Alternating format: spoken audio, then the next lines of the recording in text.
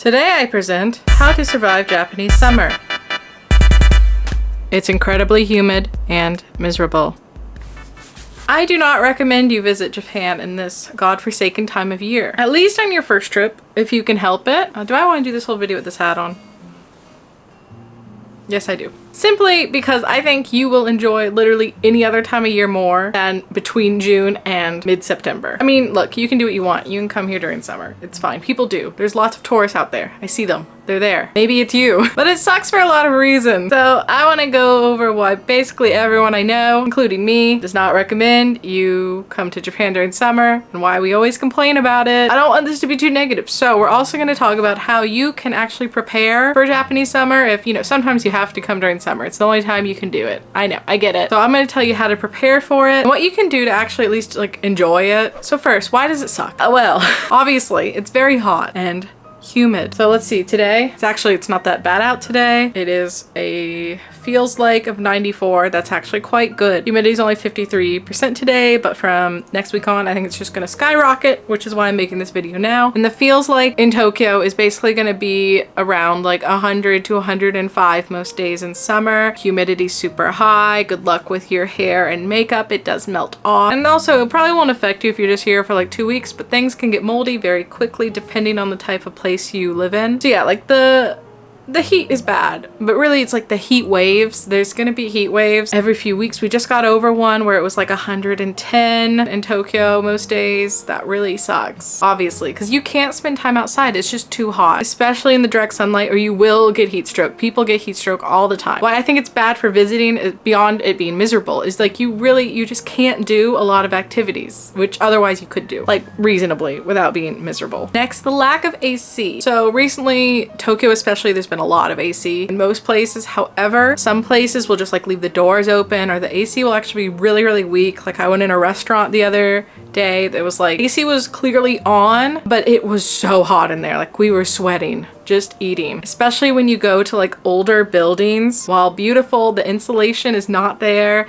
Even if they have AC, it's probably not doing much, and a lot of them just don't have AC. And also, Japan doesn't really do central AC in like just house-sized buildings like the local stores and stuff. They just do like little units on the walls. And in restaurants, a lot of the times, the toilet room, like the bathroom, it won't have AC in these like size places. Like it's so hot when you're just trying to poop. Anyway, trains. So trains, they do have AC. There's one car, however, which will have very light AC. Be careful of that car. Do not get into that car. But really what I'm warning you about is that in Tokyo, the packed sardine trains are a reality, especially during rush hour, but also even just on weekends, on crowded lines sometimes, which it's miserable all year, but especially in summer because the heat and the body odor, it sucks. And clothes. So look, especially if you're a tourist, nobody really cares what you're wearing. No one really expects you to wear what like Japanese people wear. But also don't complain when people are staring at you for wearing a crop top and leggings in the countryside.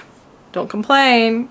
I'm warning you right now, people don't do that. So Japanese people, especially women, they will wear long sleeves year round. Partly because modest fashion is kind of in always, but also because the UV rays are really strong. But also like realistically, like if you work in an office job, you're gonna have to wear office appropriate clothing. Like you have to wear pants, you can't wear shorts to the office. When you like live here and you have to work here, then you have to get onto that really packed, smelly train wearing pants or sometimes a suit depending on what you're doing. Anyway, so how to prepare for it? How do you overcome this miserable, miserable time? I'm gonna tell you what people in Japan do. So again, as I just said, UV rays super strong. You need to reapply sunscreen often. Your whole body, face, body. Fellow pink white people, especially, I'm looking at you.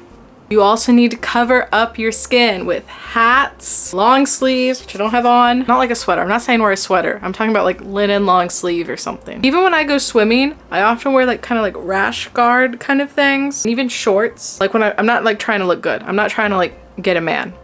I'm trying to be a sun-protected queen who can swim in the river without worrying about sunscreen so often. Next, you need a fan. Little mini portable fans. These are super popular.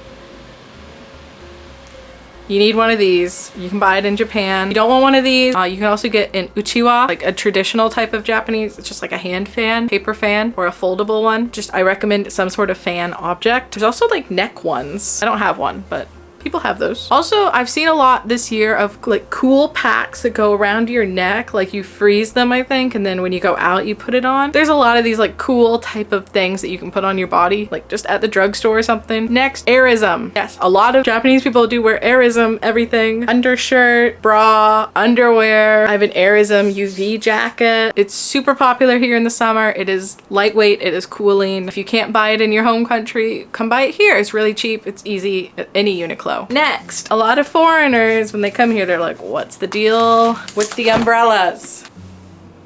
Sun umbrellas like this. They're also good for rain, but their main purpose is for the sun. It's literally cooler under here. So especially a lot of women you're gonna see have this because it's just really hot and you don't want the direct sunlight on you. And my special tip is make sure you buy this type that is black underneath and then a light color on the top. This is gonna be the best combination. You don't want the black on the outside. You want it under here. All right, that was unlucky of me to open. Next, you're gonna want some bug spray. I just have a little portable one right here. You don't really need it that much in Tokyo, like city places. Whenever you're going to like a park or a more naturey place, especially, absolutely, you're gonna need this. Next, you're gonna want a hand towel. So in Japan, a lot of bathrooms do not have like paper towels or anything at them. So this is what most Japanese people use. They'll carry one of these around to dry their hands, but also to dry sweat in summer.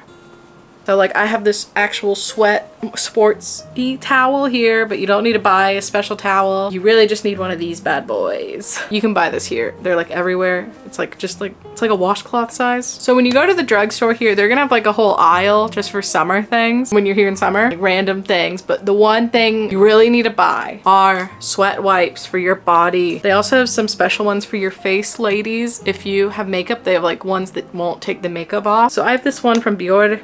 The Gatsby ones for men are super popular as well, but basically they just cool down your body and wipe the sweat off. Believe me, you're gonna want this. But really, whenever you're doing anything in the summer, the most important thing is you need to stay hydrated. Seriously, do not underestimate it. Always have water or tea on you at all times and keep drinking throughout the day. Genuinely, people often get heat stroke and or pass out here from the heat. You do not want to ruin your vacation that way. They also have like little salt tablets. They sell at like the convenience store that you can eat really quick. That helps a lot with it too. And also when you're going around, just don't be shy to enter AC often, like convenience store or just browse at some random shop. Just do it. Save yourself the trouble, please. So lastly, you're probably thinking, wow, Allison, summer sucks. I don't want to go anymore. It sucks. No, there's some good things, I guess. Okay, I'll be clear. This is my least favorite season. I mean, spring and fall, incomparably better. I'll even take winter. But there are some good things about summer, I promise. So don't like be too sad if this is when your trip is or whatever. Probably the most popular thing people want to do when they come to Japan in summer is enjoy a summer festival. Absolutely, go for it. There are summer festivals like happening every week throughout Tokyo, throughout Japan. You just need to look it up in advance and plan, like if you really want to be sure you can go to one. But I guarantee one is probably happening during your trip, and they're gonna have the stalls with the food. They're gonna have the dancings depending on what kind of festival it is. You can wear a yukata, which is like a summer kimono kind of thing. You can rent these, by the way. You don't have to buy it. And I really recommend you try to go see the what are they called, when they carry the mikoshi. I really recommend you see one of those. It's like great, especially if the men are like naked. Seriously. So in addition to like the normal type of festival, there's also fireworks festivals. We just had this huge one in Tokyo, the Adachi Fireworks Festival. Thousands and thousands of people on the riverbank. I didn't go personally, but these really big ones, they're amazing. You do need to be prepared. You need to get there in advance with like a picnic blanket, a few hours early to get a spot, and be prepared for a really insane line back to the station. I heard this year it took an hour to get to the largest station near the fireworks. Like, oof. So other than events like these, there's also, of course, just beaches. So from Tokyo, Kamakura is probably the most popular beach. Kamakura, Enoshima. They have like these beach stand huts kind of things that they're like bars and restaurants that open up just for the summer. They build it up and then they'll take it down every year. However, I'm from Florida, so honestly, the beaches near Tokyo kind of suck. I'd really recommend, if you can, go to another beach like in Shizuoka or even Okinawa. Really far, but worth it. for the like ultimate summer vibes. I actually prefer from Tokyo the rivers, I think. So the Okutama area is the most easily accessible and most popular destination for people from Tokyo to go to. You can get there in about an hour and a half, 2 hours by train. You don't need a car. Car's better, but the rivers are really cold. It's very mountainous, very naturey. Just some really good vibes out there. A lot of people do barbecues and stuff. I really recommend it. And then of course there is summer food. Japan is famous for seasonal food, and I don't know, there's a lot of summer foods, but some of my favorites, we have of course shaved ice, kakigori. That is the most popular, famous one. So of course we have like the normal shaved ice, you know, just where you can buy anywhere, but they also have a lot of like kakigori specialty store cafe things in Tokyo. There's a lot, like where it's like a huge one with like lots of fruit on it, and I really recommend you should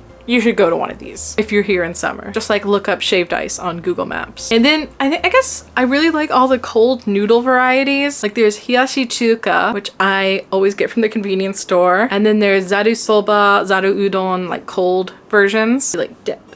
And then the best one, but probably it's kind of hard to find or access, is nagashi somen, which is like the traditional kind of way is like a bamboo, carved out bamboo shoot stick, I don't know, you know, bamboo thing, and like the somen, it like goes down it and you like catch it. So fun, so good. A bit hard in Tokyo, but if you go to the countryside, you might be able to find one. So basically why I don't recommend it in summer, like coming to Japan, is because it's gonna be really hard for you to do the normal tourist things, like go to Asakusa in this heat. It's gonna be really hard. Walking around Kyoto, gonna be very hot. I think from your second trip on, you can kind of adapt a bit better, but yeah, first trip might be a bit hard, but please power through this time. It is a hard season for everyone, but I hope that you don't let the heat and humidity cloud your vision of Japan, because it really is a great country, and I really hope you like it enough to plan another trip in spring or fall, which are the best 2 seasons. Yeah. Thank you for watching. So if you learned something new or you enjoyed the video, please like it and leave a comment down below which tip helped you the most, or if you have any other tips for people looking to visit Japan, please leave them down. Let them know and me know, because I would always like to get better at summer survival. And of course, subscribe to my channel for more information about my life here in Japan and traveling in Japan. I'll see you guys back here again soon. Bye!